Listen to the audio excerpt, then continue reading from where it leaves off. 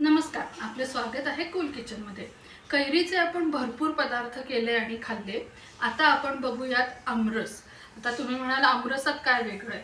तर आमरसात वेगळं काहीच नाहीये, पण मी माझ्या पद्धतीने कसा आमरस करते ते तुम्हाला दाखवते। चला।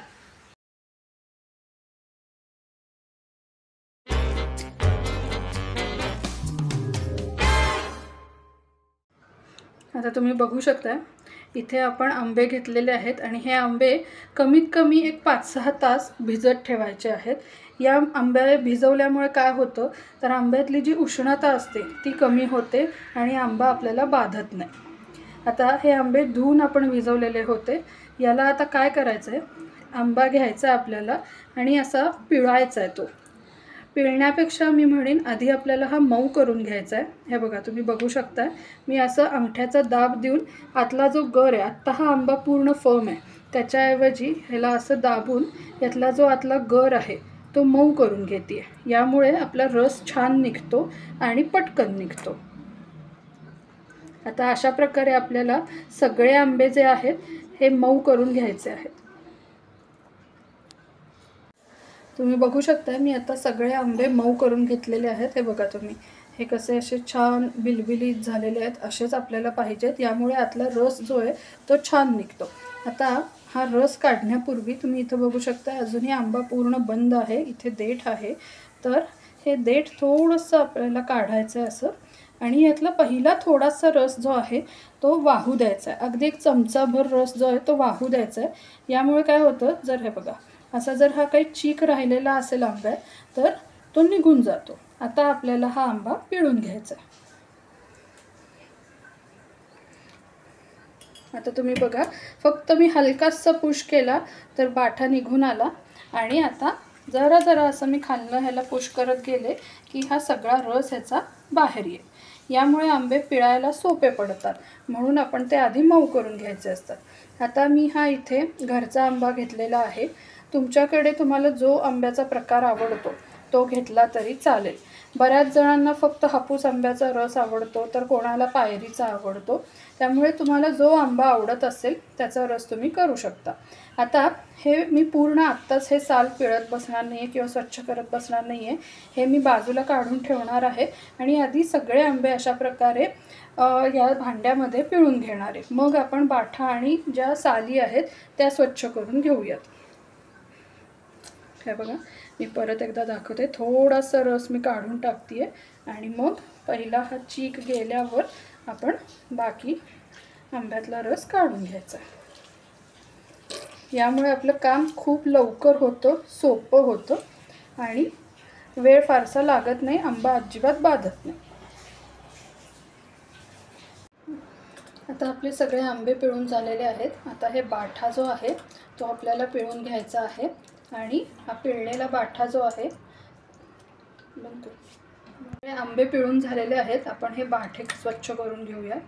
बाठा अशा प्रकारे आपल्याला आधी पिळून घ्यायचा आहे, आणि ह्याचा बऱ्यापैकी पल्प निघाला की असं एक पाणी घ्यायचं आहे एका पातेल्यात। जेवढा आपल्याला रस करायचा आहे पातळ तेवढ्या प्रमाणात पाणी घ्यायचं आहे आणि हा बाठा त्याच्यात टाकायचा आहे। आता अशाच प्रकारे आपण सगळे बाठे आधी साफ करून घेऊयात।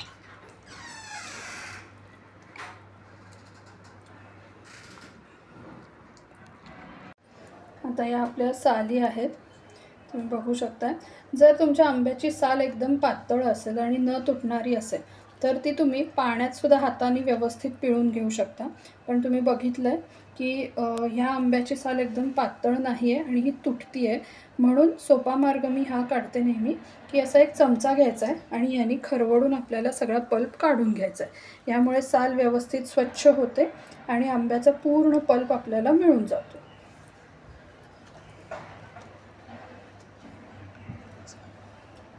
अशा प्रकारे आपली साल आता झालेली आहे। अशाच आपण आता सगळ्या साली साफ करून घेऊयात। आता साली आपल्या सगळ्या झालेल्या आहेत धुवून स्वच्छ करून। आता हे बाठे आहेत की नाही हे थोडेसे भिजलेले आहेत। आता हेच फक्त एकदा व्यवस्थित हे बघा तुम्ही अशा प्रकारे पिळून घेऊ शकता, किंवा मी मगाशी दाखवलं तसं चमच्याने जशी साल खरवडली तसा बाठासुद्धा तुम्ही खरवडून घेऊ शकता।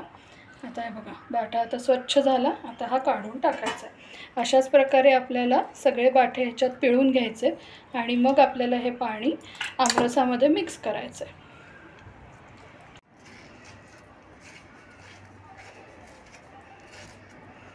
हे बघा, अशा प्रकारे आपल्याला सगळा बाठा साफ करून घ्यायचा आहे.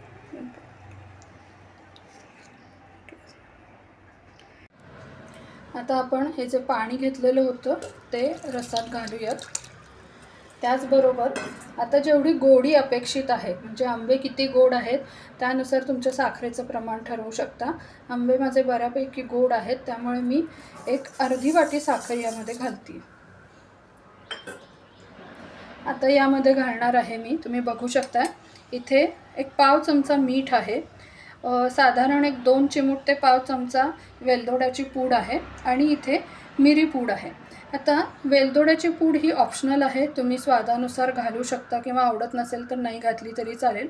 पण मीठ आणि मिरी पूड जी आहे ती चव ही वाढवते आंब्याच्या रसाची आणि मुख्य म्हणजे मिरी पूडमुळे आंबा कधीही बाधत नाही, ती शरीर थंड करणारी असते. आता हे सगळं आपण छान मिक्स करून घेऊयात आणि तुम्ही बघू शकता बऱ्यापैकी अजून गुठळ्या दिसतात.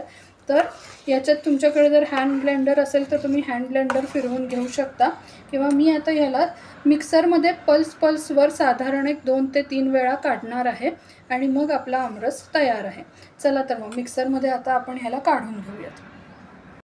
तर अशा प्रकारे आपला आमरस तयार झालेला आहे. आता मस्त ह्याच्यावर तूप घालूयात आणि हा खायला तयार आहे. तुम्ही जर वेळेआधी करून ठेवणार असाल तर आमरस तयार झाल्यावर फ्रीजमध्ये ठेवा थोडा वेळ, म्हणजे तो खराब होणार नाही, कारण साखर असल्यामुळे फळं थोडीशी खराब होण्याची शक्यता असते. धन्यवाद.